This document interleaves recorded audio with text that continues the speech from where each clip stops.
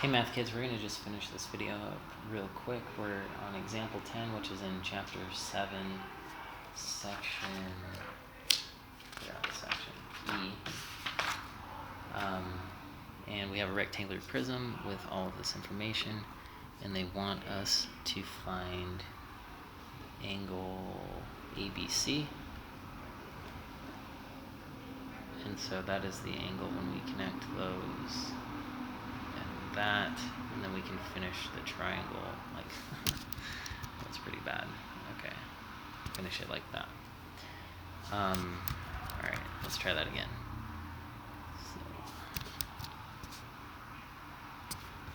Okay, I don't know what's going on with my pad, but there we go. There we go, and there we go. Okay, so that's the triangle we create.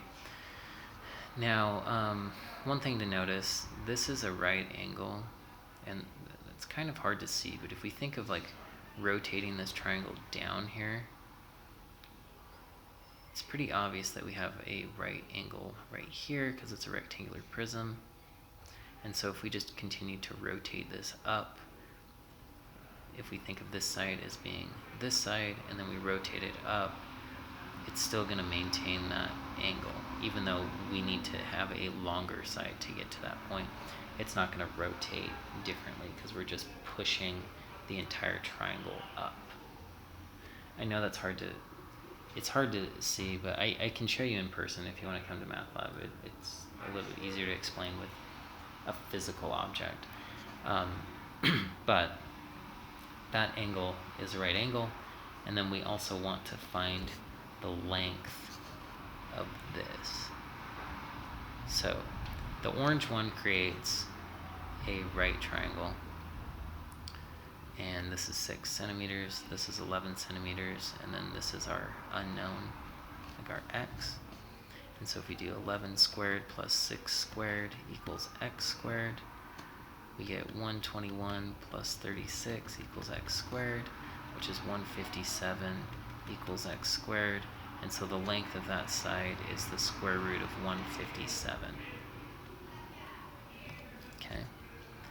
Now, if we look at the yellow triangle, this bigger one, our ABC triangle, we can look at it like this.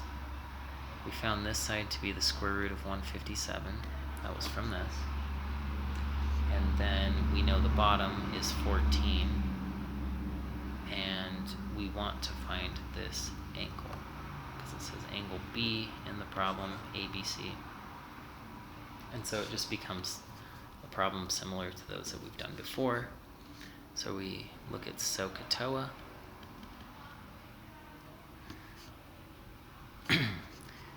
We have opposite and adjacent, so that's TOA, or tangent. So tangent theta equals square root of 157 over 14.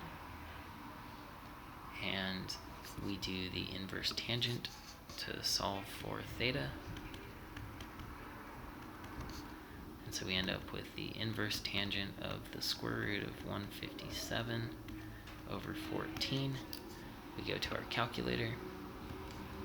We say second tangent. Oh, it's not responding. 1 second.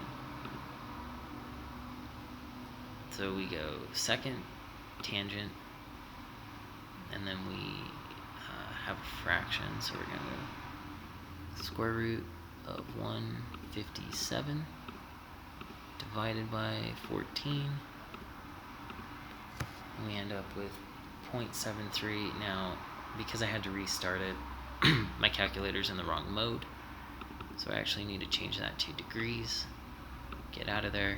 Now, if you ever do that on accident, you can just hit enter again, and it will recalculate what you did before, but this time in degrees. So that's 41.8 degrees. Alright, if you need additional help, please come to Math Lab, and until then, calculator.